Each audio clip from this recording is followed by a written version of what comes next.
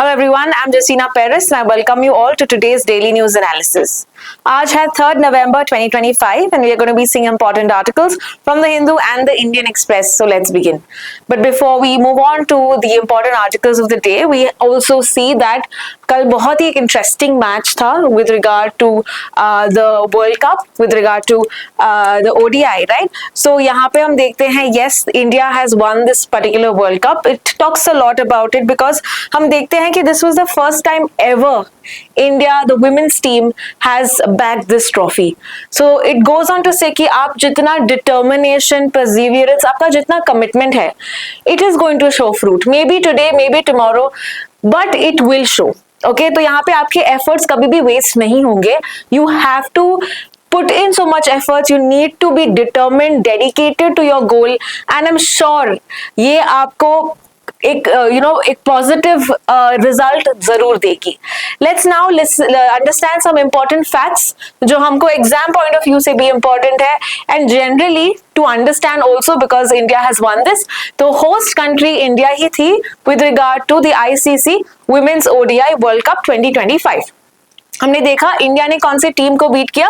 It was South Africa that we beat by 52 runs.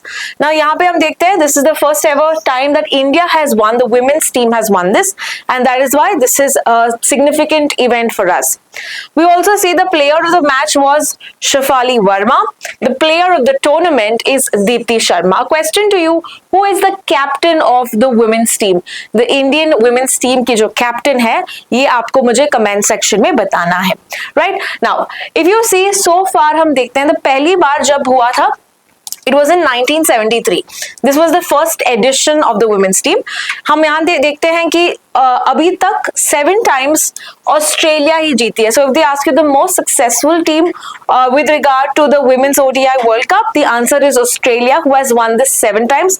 And we see that India beat Australia with exceptional performance by Jemima Rodrigues. And हम देखते हैं कि we were able to qualify to the finals after beating Australia.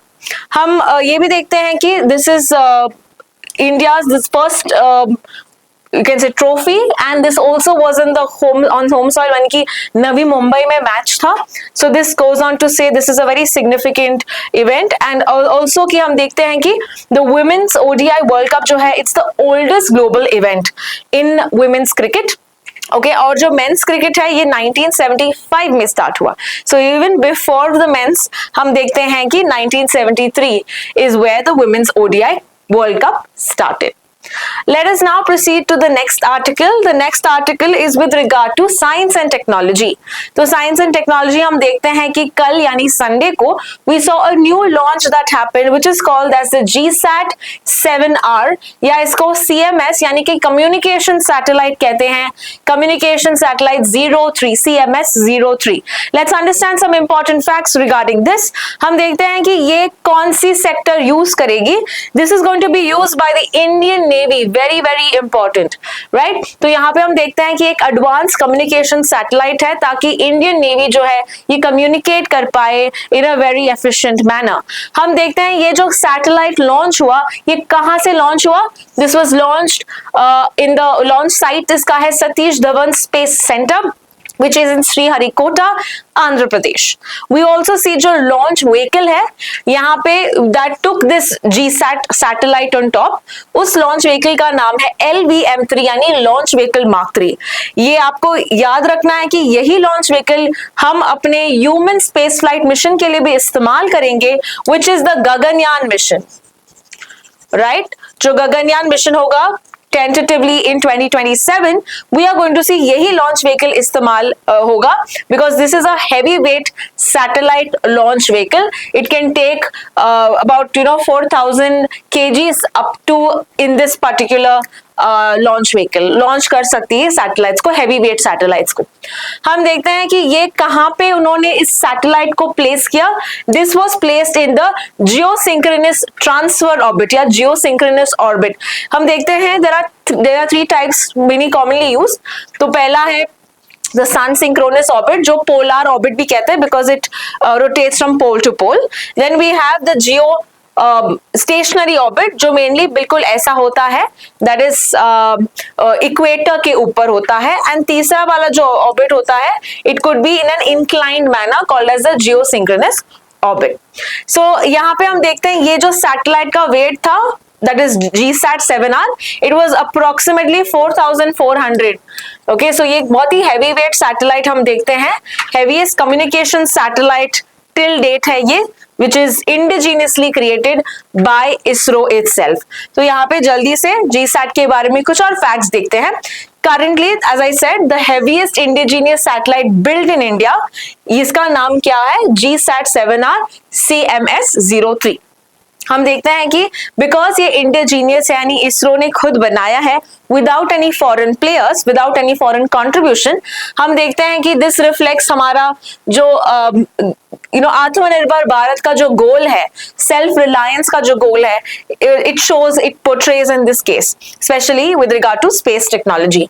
हम देखते हैं ये कहाँ पे यूज होगा, as I said it is going to be use in Indian Navy space based communications as well as maritime domain awareness के लिए ये इस्तेमाल होगा। So this is the purpose of it and this will help in the telecommunication coverage mainly in the Indian Ocean region. So to help us deal with challenges in the Indian Ocean region, ये satellite will be very useful. So यहाँ पे एक अलग अलग payloads इस्तेमाल किए गए हैं satellite में, जैसे कि radars, transponders, है ना। So you require communication में जो भी voice, data, video links support करने के लिए जो भी यंत्र required है, ये सब इसमें use किया गया है ताकि connectivity जो है seamless हो। अगर हम दो ships के बीच में connectivity करना चाहते हैं encrypted proper end to end encryption के साथ, तो हम देखते हैं कि ये सैटेलाइट बिल्कुल मदद करेगा। So this was all about the GSAT-7R, also known as CMS, India's heaviest indigenous built satellite. Let's now proceed to the next article. अगला आर्टिकल हमारा रामसार के बारे में है। जल्दी से देखते हैं कि क्या कोई नए साइट्स ऐड हुए हैं। The answer is no, because हम देखते हैं कि ये जो हम न्यूज देख रहे हैं यहाँ पे बहुत सारे experts, conservationists, okay, many such people have tried to introduce two more sites, or you can say one such site called as एक site है आसाम में जिसका नाम है रोमवारी धोंडुवा वेटलैंड। ये रोमारी धोंडुवा वेटलैंड आसाम में है एंड बहुत सारे ऐसे wild life officials, experts, academics, students, conservationist चाहते हैं कि ये वाला साइट भी रामसार के साइट में हो। ठीक है, सो प्रोबेबली अगर ये हो जाता है, this is going to be the 94th site. So far हम देखते हैं इंडिया में कितने रामसार साइट्स हैं, 93rd, and which are the latest sites that have been come from Bihar, ये आपको मुझे कमेंट सेक्शन में बताना है। Okay, so far we have 93 and this is proposed by Indians कि ये साइट भी हो, called as the Romari Dhonduwa wetland. Now where exactly, why is this needing to be in the Ramsar sites, ये भी हम देखते हैं। So we see that the location is in the wildlife sanctuary called as Lao Khowa। okay, ये sanctuary में अंदर है, Lao Khowa that we see is in Assam। It is also part of the Kaziranga Tiger Reserve, okay, and हम देखते हैं कि अभी तक नॉर्थ वेस्ट में केवल 2 साइट्स हैं। Which are these 2 sites? One is in Assam called as the Deepor Bill, and जो दूसरा वाला है मणिपुर में called as the Loktak Lake। ठीक है, सो केवल ये 2 ही साइट्स हैं हम देखते हैं in the north east region. और why do we want this particular site, Romari Dhonduwa wetland complex, क्यों चाहते हैं हम ये रामसार में ऐड हो? बिकॉज इसमें बहुत सारे बर्ड स्पीशीज है, even more than Deepor bill and Loktak lake. तो यहाँ पे बहुत सारे बर्ड्स अगर आप देख सकते हो। Okay, and we also see कि हमने कौन से threatened birds भी यहाँ पे दिखे जाते हैं। So I'm just going to give you the names of them, called as the knob-billed duck, black-necked stork, Ferguneous pochard. So these are the names of the birds, okay, that have been found here, which are threatened globally, worldwide. यहाँ पे हम देखते हैं कि इसका significance यही है कि it is also a connectivity corridor for wild animals migrating between the Kaziranga Tiger Reserve as well as the Orang National Park. तो इन दो बीच के regions में हम देखते हैं कि एक corridor भी maintained है, connectivity corridor. So here we saw what is exactly this Romari Dondua जो रामसार बनना चाहता है. But now let's quickly revise about Ramsar sites. So we have already done this before, but if there are new students watching this, this is for you. हम देखते हैं कि 1971 Ramsar जो एक सिटी है ईरान में, यहाँ पे कंट्रीज शामिल हुए ताकि हम कंजर्व कर सके वेटलैंड्स को. Okay, this is mainly for the conservation of wetlands. What are wetlands? That are anything, any bodies or any region that is connected with water. ठीक है, so water bodies से कोई लगता है या कोई forest region में कोई wetland है, water bodies है, इसको हम बोलते हैं wetlands. So इनको कंजर्व करने के लिए ये रामसार कन्वेंशन आया. रिसेंटली हम देखते हैं कि इसका 15th मीटिंग हुआ in a place called as Zimbabwe. So the name of the place it happened was Victoria Falls. और विक्टोरिया फॉल्स में कहां पे? जिम्बाब्वे. Okay, alright. नाउ हम देखते हैं कि रामसार में इंडिया में कितने ऐसे साइट्स हैं. As I already explain 93 sites हैं. सबसे ज्यादा, लेकिन अगर हम कंट्री वाइज कहें, country wise UK has the most number of sites. उसके बाद आता है मेक्सिको एंड उसके बाद आता है इंडिया with 93.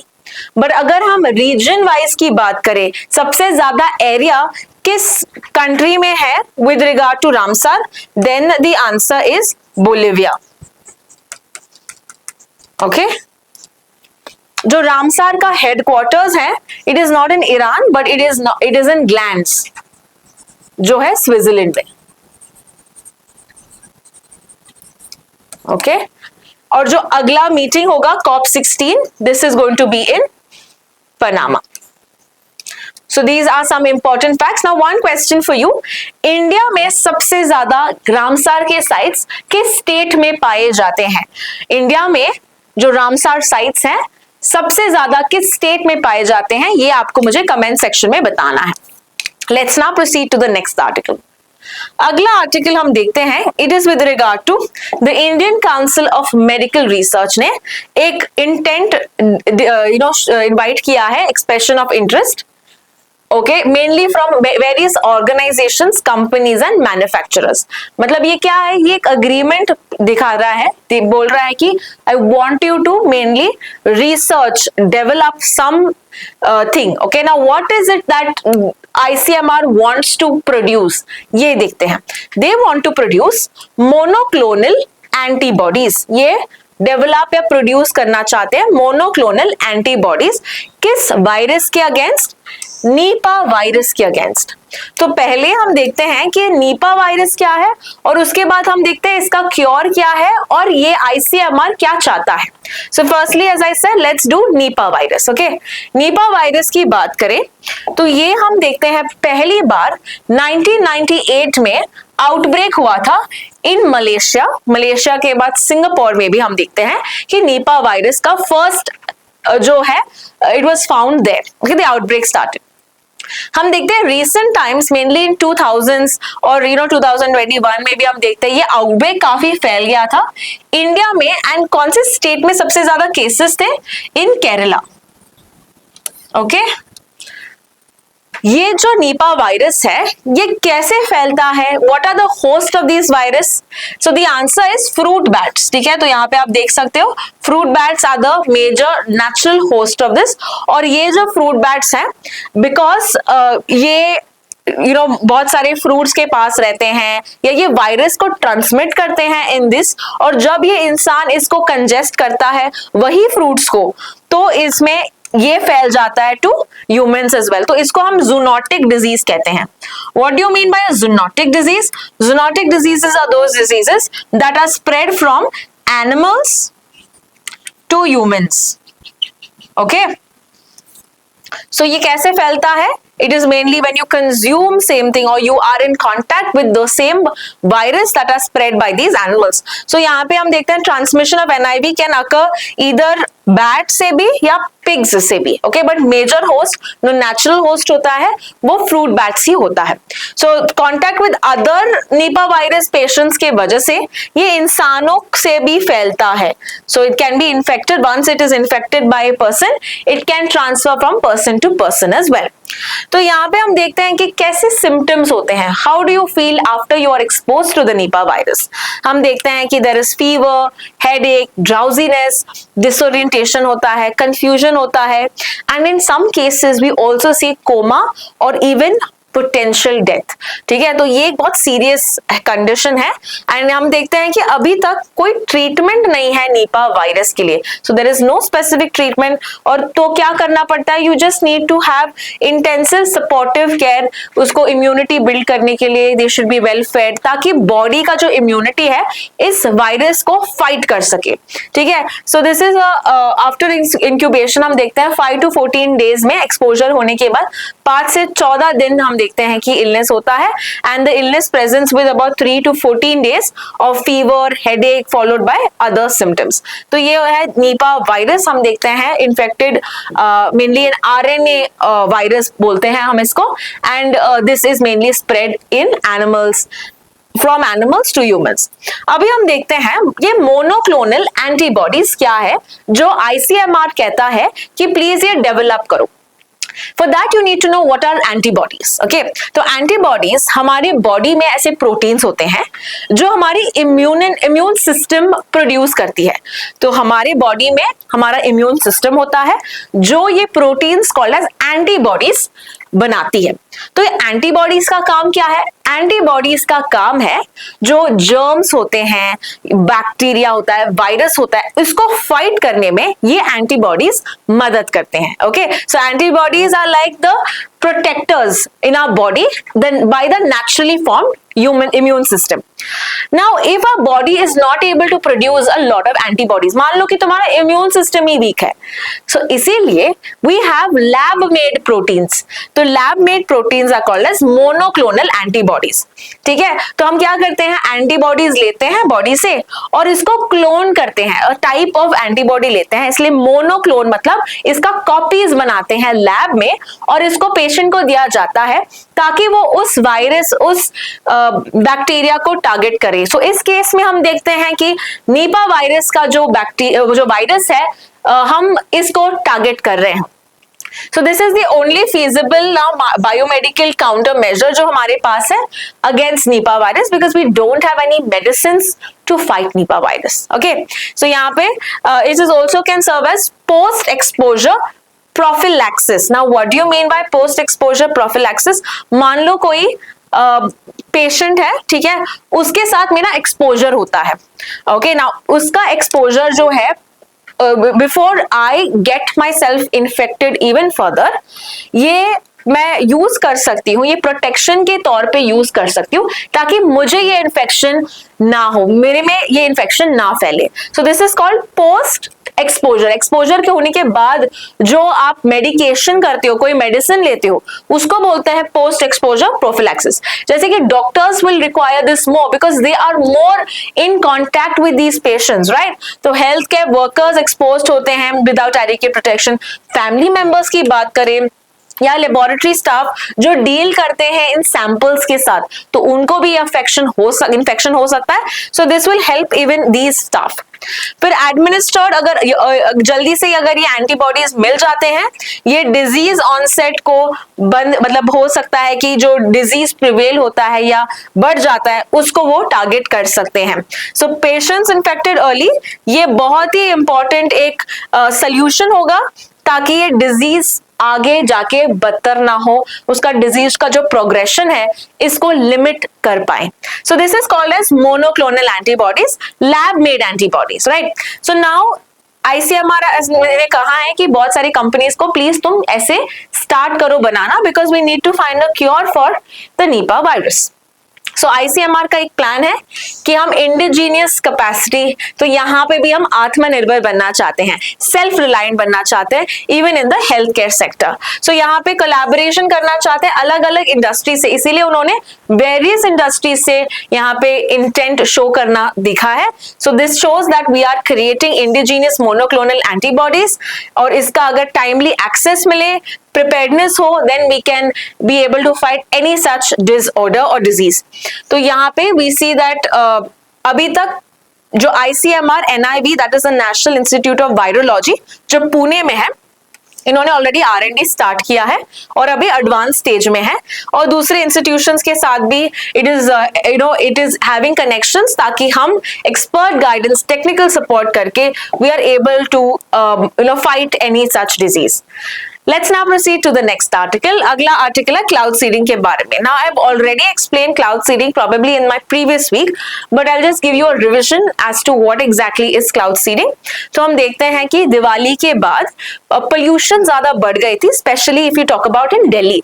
एंड दिल्ली का हर साल का ऐसा सीन होता है कि because of the stubble burning, because of the vehicular emissions, because of the industrial emissions, वहां पे पोल्यूशन काफी हद तक बढ़ जाता है।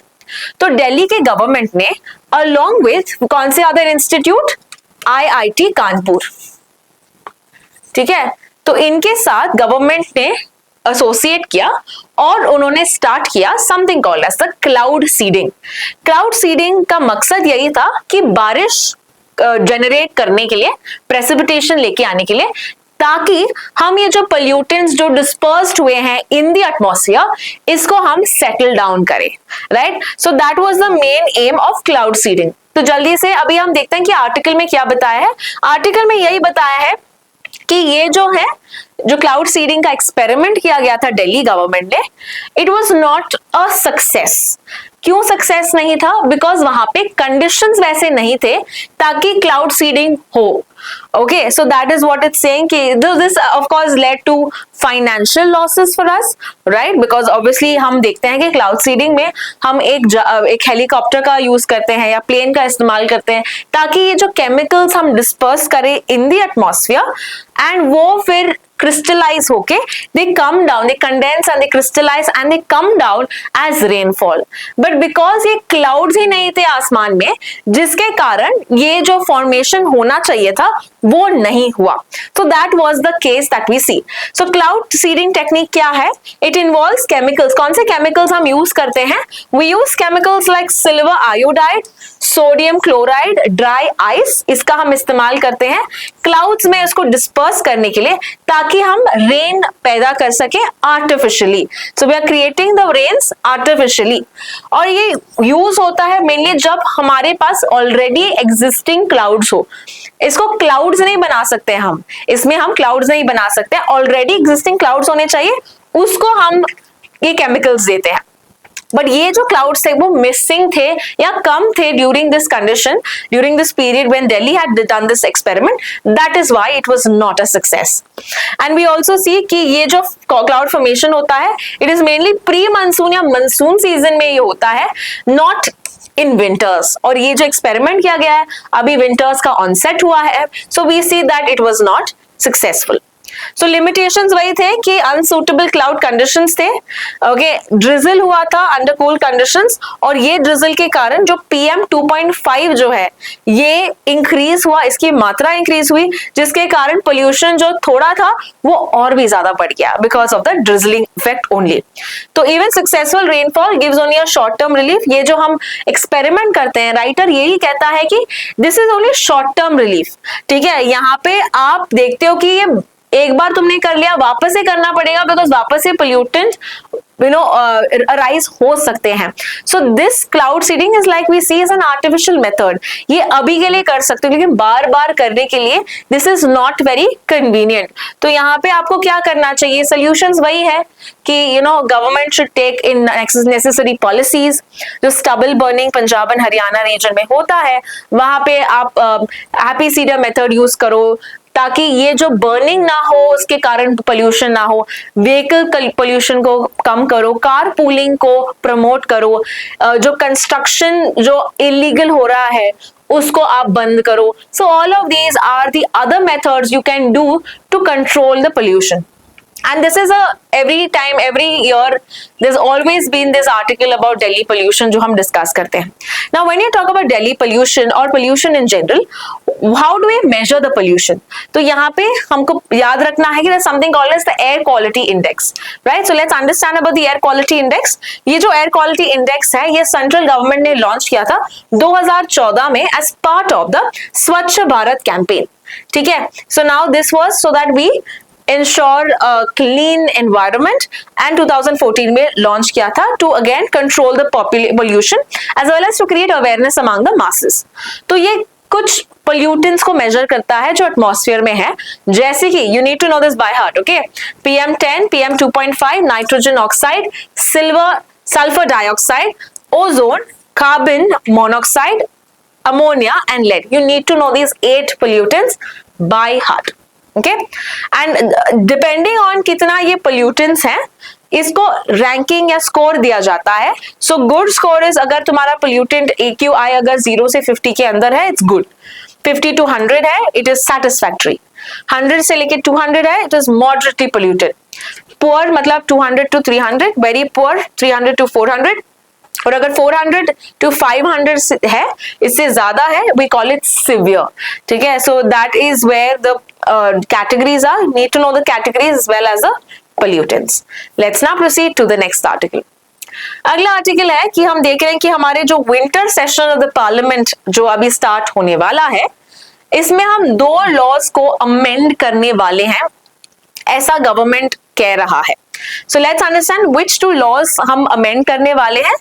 First is the Civil Liability for Nuclear Damage Act 2010 का है, और दूसरा वाला है is the Atomic Energy Act, that is the 1962 का act. Okay, now what is the objective of it?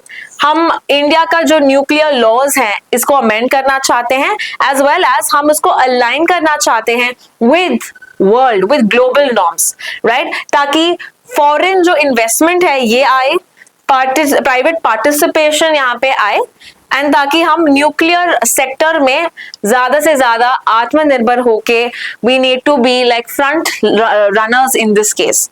हमारा एक यहाँ पे टारगेट भी है न्यूक्लियर एनर्जी का. 100 गीगावाट हम बनाना चाहते हैं रिन्यूएबल एनर्जी. ना यहाँ पे आपको बताना है मुझे कौन से ईयर का टारगेट है, ये कब तक ये अचीव करना है, ये आपको मुझे कमेंट सेक्शन में बताना है. जो 100 gigawatt we are creating renewable energy, the nuclear energy, by which year shall we make it, that you have to write in the comment section. Let's now proceed to understand what are these 2 laws जो government amend करना चाहती है. So here we have the Civil Liability for Nuclear Damage Act. This is the first act that came in 2010. Now ये जो हम देखते हैं currently, ये जो लाइबिलिटी होती है, ओके, लाइबिलिटी अगर मान लो कोई एक्सीडेंट होता है, ये कौन कॉम्पेंसेट करेगा? अगर मान लो इंडिया में कोई न्यूक्लियर एक्सीडेंट होता है, तो न्यूक्लियर एक्सीडेंट के टाइम पे किसको भरपाई करनी पड़ेगी? अकॉर्डिंग टू दिस लॉ ये क्या कहता है, सप्लायर जो ये न्यूक्लियर मटेरियल सप्लाई करता है ना, उसको ही पैसे देने पड़ेंगे. ठीक है, उसको पैसे देने पड़ेंगे with regard to the via the operators right of recourse. Now this, because of this particular clause, बाहर की कोई कंपनी यहाँ पे इन्वेस्ट ही नहीं करना चाहती है, बिकॉज वो कहते हैं कि अगर मान लो तुमने ऑपरेट करना, तुमने कुछ मिस्टेक किया, तुमने एक्सीडेंट किया, तो हमने यहाँ पे बस तुमको मटेरियल दिया है, हम क्यों यहाँ पे आपको पैसे दे? सो बहुत सारे जो फॉरेन वेंडर्स हैं जैसे कि वेस्टिंग हाउस, EDF, ठीक है, ये यूएस और फ्रांस की कंपनी है, यहाँ पे इन्वेस्ट करना नहीं चाहती. सो फार हम देखते हैं सिर्फ एक ही कंट्री यहाँ पे इन्वेस्ट करती है. Which country invest in our nuclear program और operates in our nuclear power plant? You have to write that which is that country. You need to tell me in the comment section. Okay, so the government अभी कुछ cap लगा सकती है कि supplier liability इतना ही देना पड़ेगा, या कोई स्टेट बैक फंड बनाएगी, तो ये देखेंगे कि क्या अमेंड करती है. So this is mainly to address जो फॉरेन इन्वेस्टर्स के कंसर्न है to participate in the nuclear market. Okay, ये उनको अट्रैक्टिव बनाएगा बाय हैविंग सच कैप और such provisions that lead to US and France also coming in the sector.